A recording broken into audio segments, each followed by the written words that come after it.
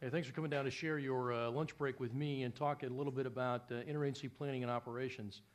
I'm Colonel Retired Jim Boling. I'm in the DIMSPO department down here, and the reason I'm doing this, kind of like why am I here, is that I was privileged to go on a trip down to 3 of the combatant commands in Florida, SOUTHCOM, CENTCOM, SOCOM, talking about interagency issues and coordination, and gleaned a lot of that, what I'm going to present to you, from that particular experience.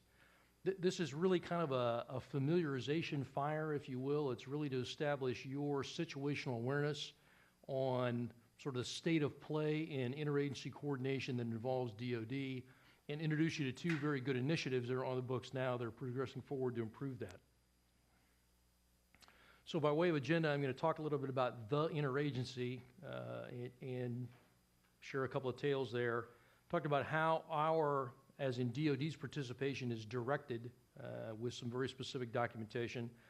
Talk about interagency coordination, those 2 initiatives I spoke of, which is the 3DPG, the Diplomacy Development Planning Group, and the Promote Cooperation Scheme that's now been proposed and in execution. Talk a little bit about how interagencies are coordinated and organized inside the geographic combatant commands, and talk about some key challenges for the way ahead.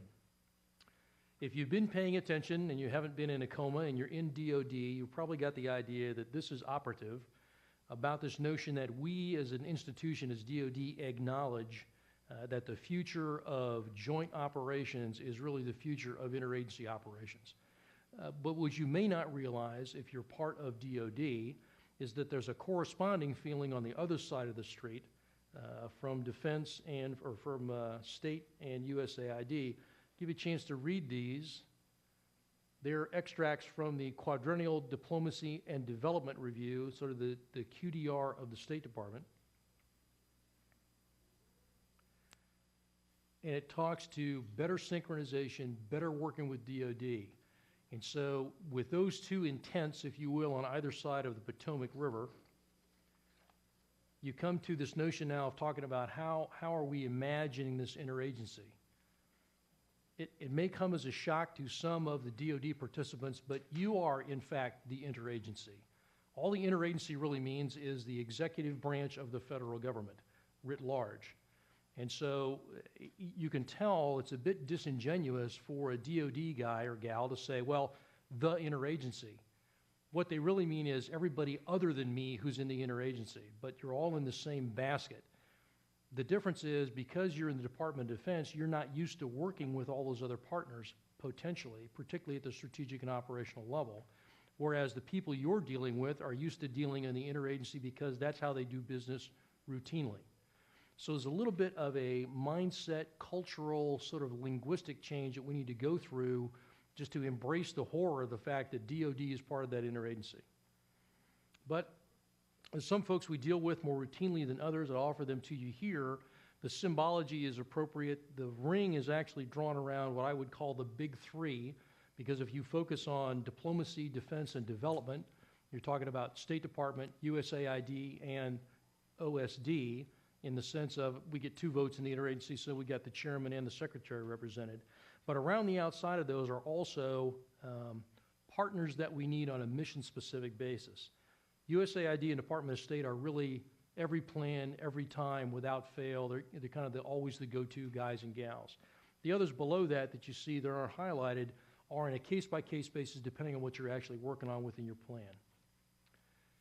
The notion, though, of welding your efforts in DoD closer to the rest of the interagency is not a whim. It's not just a good idea. It's actually a directed activity. And here it is. The GEF, signed out by the Secretary of Defense, and I've got the language that's highlighted about ensuring the plans are appropriately informed. Most importantly, perhaps, the second bullet down, which is all plans directed in the GEF are developed in collaboration with other agencies and maxims that are practicable.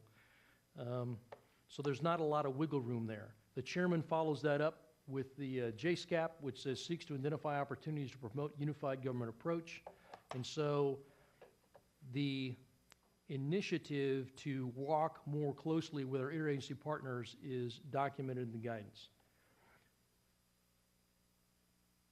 This management review for the JSCAP task plans is a new document, came out in September of 2011, which says that there's going to be a thing called promote cooperation, which I'll talk in more detail later, but this is the establishing document, the language that establishes a promote cooperation as a way to align planning between state, AOSAID, and DoD.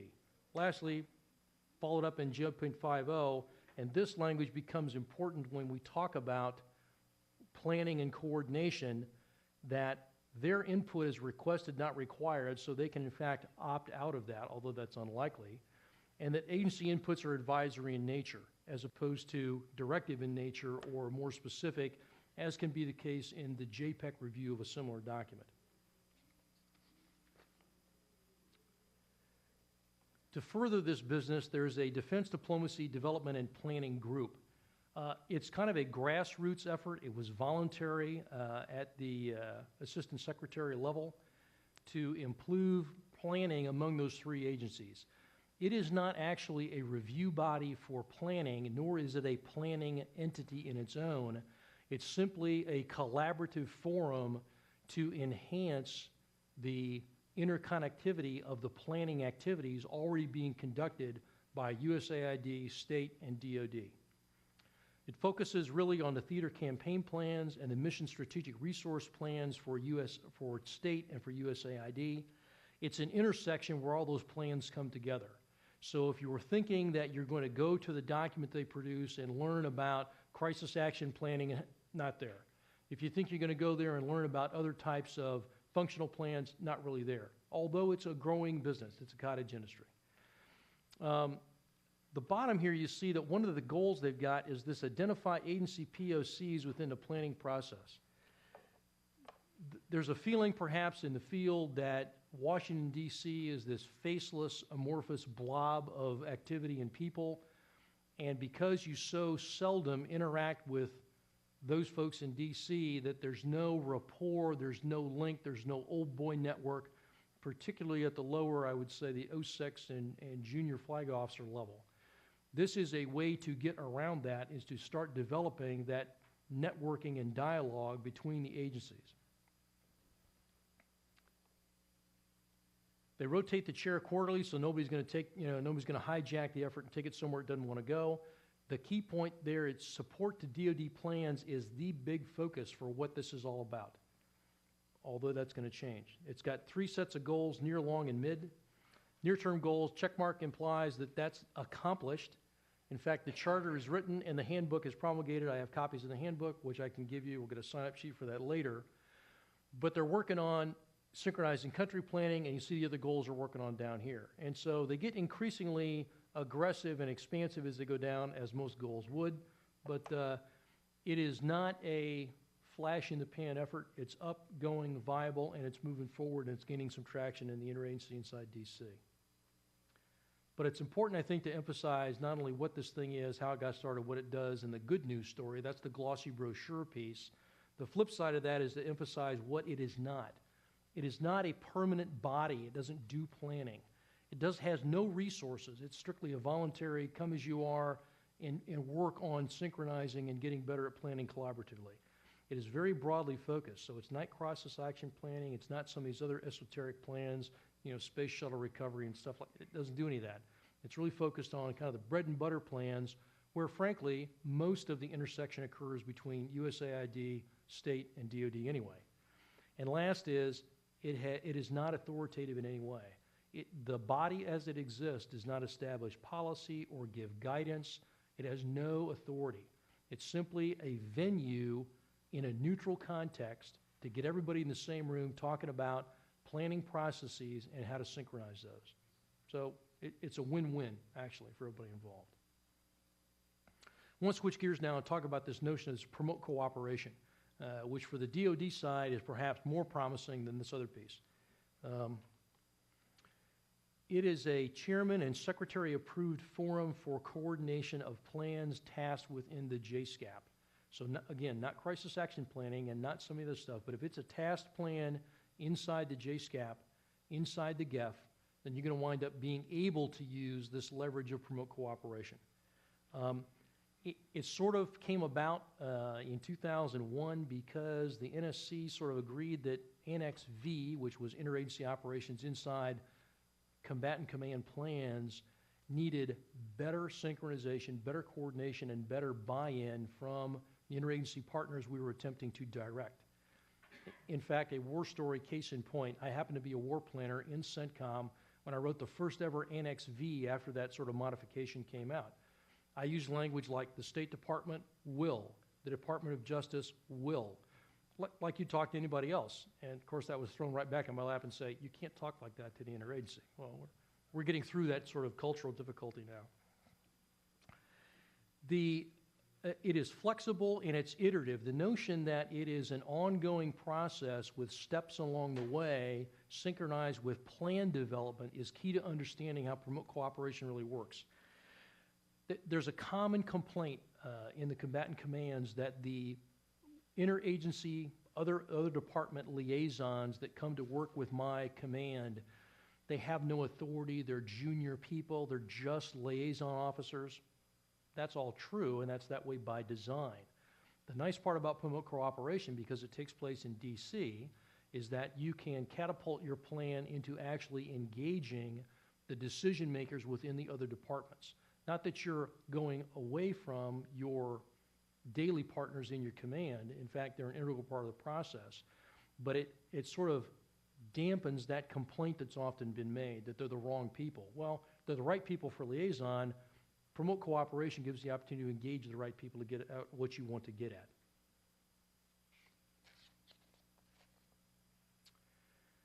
Promote cooperation actually started in June 2011, so it's essentially brand new. What you're looking at here is the first couple of steps by the first two combatant commands to do this.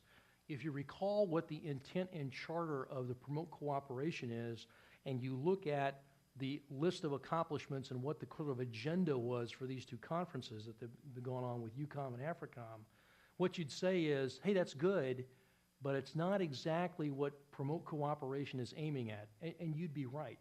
But as a fledgling effort, I grade it as not bad. It's an exchange of information. The combatant commands came to share information with the interagency. Interagency came to share information with the combatant commander. And frankly, it's the kind of thing the combatant command really needs. They need buy-in from the interagency on what they're planning to do, particularly now because we've moved away from contingency planning into theater campaign planning, so that I'm going to do very little until there's a crisis, and then I'll scotch the snake with this plan. Now that we have these ongoing, durable, pre-hostility, phase zero theater campaign plans, you need much more integration with those same durable, ongoing, pre-conflict, pre-hostility activities being conducted by the other elements of the federal government. But there is a body of best practices, and this is sort of a foot stomp, if you will, for people that are going out to the combatant commands to do this kind of work. One of the complaints that's made, bullet number one here, is to schedule this before the first in-process review with the secretary. Get one of these on the board and get everybody synchronized on the assumptions and the commander's envisioning of the environment out there. Part of the problem we had in the promote cooperation is that was made, the complaint made by the interagency, particularly the State Department, was, hey, you're bringing us in halfway through the movie. The train's already left the station. So many stuff's already been decided that our input means very little. Well, that's a process of starting it in midstream, and that's acknowledged. So the answer to that is try to get this thing done up ahead of time. The other thing is have a plan to set the engagement. The combatant commander, his staff, are the ones that sort of write the agenda and write the plan for what this promote cooperation engagement looks like. You're the one that says, this is what I want to present, this is what I want to take away, I want to have a workshop on this, I want to have this presented by that department. So you sort of develop the guest list, you sort of develop the agenda, turn that over to OSD, and they are the ones that do the nut gathering work in DC to get that people together to do the things that you need done or want done.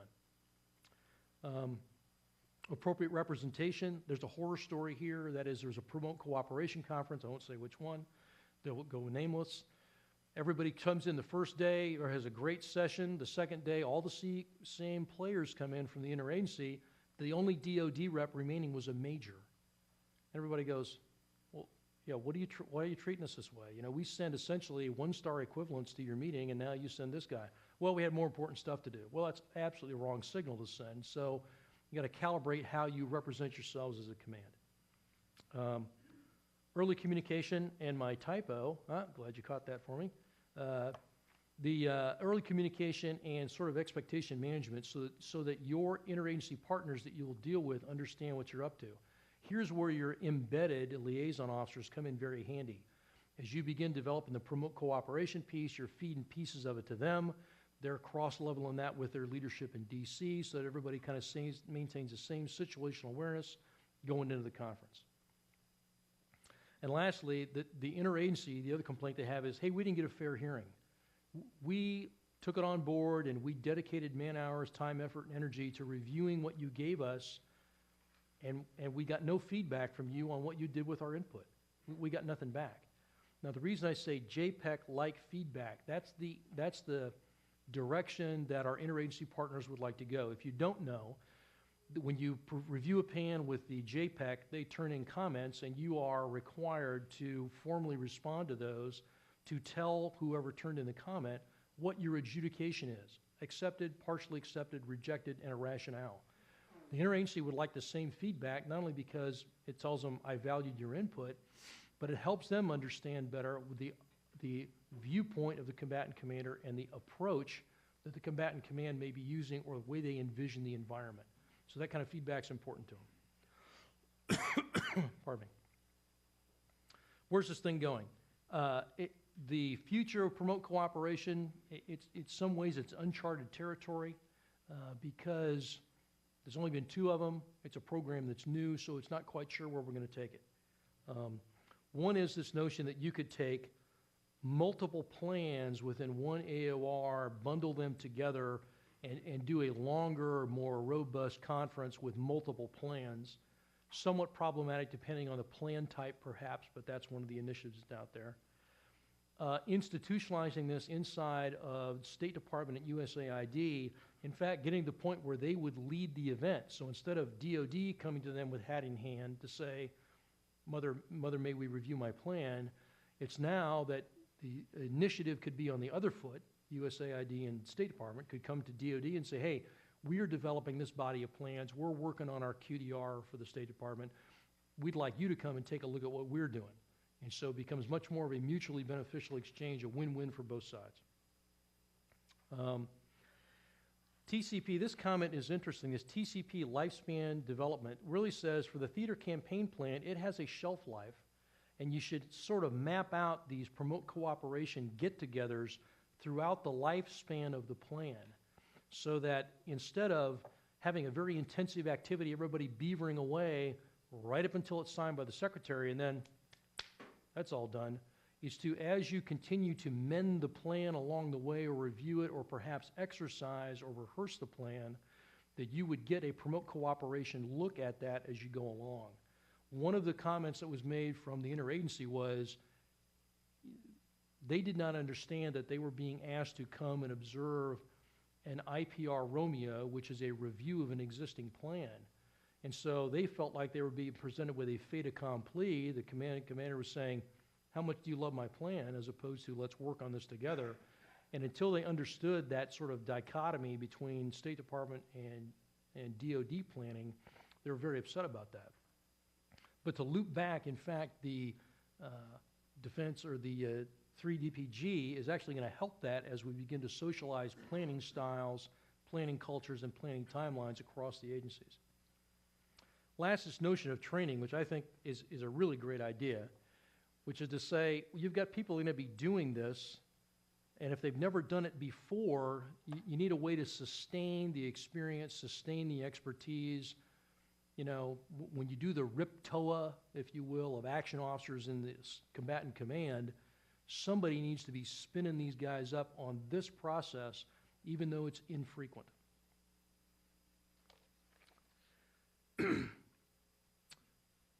So when you look at this plan development process, and you may have seen this slide or you may have seen a previous life, you'll certainly see it during TSC, here's the planning timeline that goes all the way down here to the end of the planning cycle to get the plan signed. Notice now this is a joint staff product. And notice that they've stuck promote cooperation here in phase 2 after this IPR for the strategic guidance and the assumptions. And it's only on there one time. And so the notion that I've proposed, which is a more consistent engagement of promote cooperation along the way, socializing these IPR points and getting a promote cooperation ahead of them is an idea that is, I would submit to you, a good idea, but doesn't yet have that sort of traction with the joint staff. Part of it is a capacity problem. You're asking for one of one sometimes in these interagency players. The DoD personnel pool, you know, is huge compared to everybody else. We can throw lots of people at lots of tasks. But when you ask for, hey, I'd like the assistant or the assistant deputy secretary for this, or the regional bureau chief for that, to attend this, 3-day get-together, well, there's all the other combatant commanders with the same demands. And because those bureau chief boundaries don't line up with strictly one or the other AOR for the combatant command, you've got multiple tasks for one guy who can't be in 2 places at one time. That, in a way, that's why that OSD connection is so important, because they can help meter out these events to ensure that they're getting the right participation with the right people at the right time. Now, it may be such a limited resource that OSD has to say, stop, here's how many you get, here's how many days, how many contact days you can have with these people. I don't know that it's going in that direction, but it has the potential to do that. I want to skip now to one of my last comments, which is talking about organization inside the GCC. I just talk about 2 here. SOCOM has interagency representation, but they are so unique in their mission set and what they do, I decided to stick with geographic combatant commanders. There's 2 models, essentially, if you will, are out there, and there's mixes in between, but there's a J9, which is a centralized repository of interagency expertise, and that's the way it is in Southcom, EUCOM, and PACOM. I can talk with some conviction about how Southcom does this. The J9 has dozens of interagency representatives that are belong to the J9, but they're workspaces like with duty at, right? They've got workspaces with the key J codes inside the command where they would routinely work. You can see how this would be DIA rep or a CIA rep or an NCTC rep would all go down to the J2 and work there every day.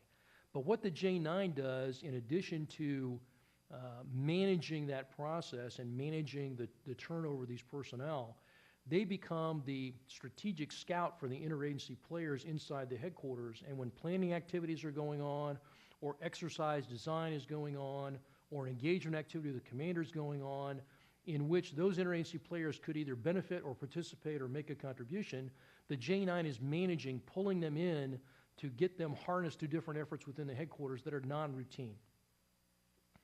He's also an advocate for the capabilities and helps integrate them into the headquarters and writes the sort of business rules for them as they go. The other model, which is used in CENTCOM, is an embedded model. Almost all the other than the Intel guys, almost all of the DEA, for example, and NCTC folks are all firmly embedded inside the J3, and they're focused on a very specific mission set, which is counterterrorism. And so they are not generally available for other planning efforts within the headquarters. However, they do a really bang-up job at the CT task down there in J3. So that's the trade-off that you're looking at. Do I want to specifically focus the limited resources I have and harness them to a mission set? And frankly, I wrote on here the Helsinki syndrome, and that's the notion that they begin to be, instead of being an interagency representative to the J3, they sort of put on that J3 mantle and take on the persona of the J3, and they tend then to drift away from playing well with others. So that's also a challenge you've got inside the headquarters. Now, the J9 model for Southcom, the one thing they have that's very nice is this coordination venue for the interagency players that's offline from the DoD folks. And the way that works is they've sort of got a working group and then a higher level council and a steering council that can take issues, interagency specific things, all the way to the combatant command. And it's not a separate work group, but it's really one to iron out interagency issues, interagency problems, not just in the headquarters, but coordination with DC, how the command, for example, how is the command approaching its next Promote Cooperation Conference? The J9 will sweep all of those interagency representatives together, go over the agenda, talk to them, get their views and issues, and then kick that up to successive levels of decision-making and coordination, and it may even reach the level of the combatant command for adjudication or resolution. And so that provides, I don't want to call it a grievance process, but it provides a venue for an interagency-only sort of look at issues that then can be resolved by the command that couldn't be done if they were parceled out and ignored in the other places.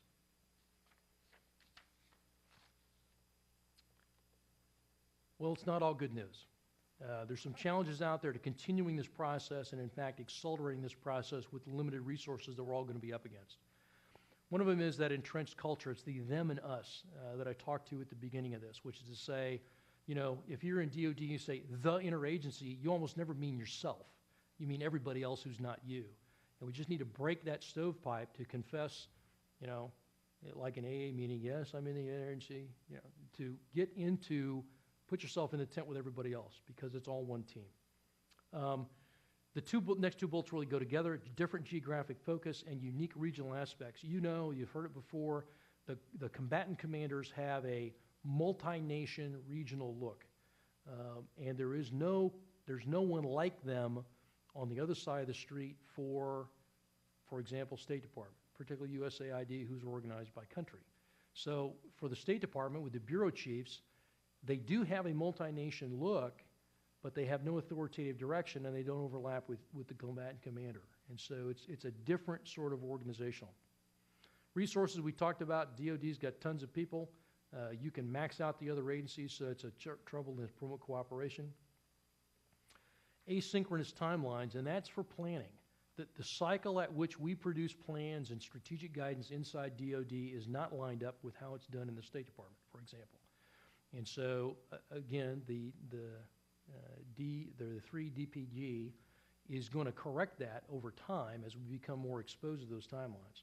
Terminology, that's just a training issue. It's just a language barrier. You know, we're two tribes separated by a very high mountain range. And last is communication. The challenge is keeping up, because you don't see these people every day, keeping up the network of contacts that these programs, Promote Cooperation and the other, will begin to develop for the combatant commands at low levels of staff work inside Washington, D.C. And so it's really to embrace the rest of those interagency partners who are on your team the same way you would, if you're an Army guy, for example, the same way you would the Air Force colonel that helps you, or the other planner down in the component command, the same way you network and embrace those guys and include them. That needs to become habitual, I think, with their interagency partners. I'm nearly out of time. I've come to the end of my remarks. I'll say one thing, which is this. There are two documents in a briefing, not this one, but another one. Two documents which I could give you if you are interested, sincerely interested. One is the 3 DPG planning guidance that talks about different plans, different timelines, and how USAID plans, how State Department plans, how we plan. All in one document, all inclusive. The second is, as a result of that TDY trip that I talked about when I first began, one of my co-workers developed an interagency planning handbook specifically oriented for combatant commands. So when you're the new staff guy that comes to the combatant command and they say, you're a planner, now you've got a ready resource to go to, complete with embedded links and everything else, to start parsing out the interagency puzzle in your command. Now the handbook was written using U.S. European Command dollars, so it's specifically focused on U.S. European Command, but 80% or so is applicable across the combatant commands, and because it's a Word document, you can edit it as you go. If you happen to take this one with you where you go, and you say, paragraph 1's not the same, then change it and make it your own, so it's editable for you.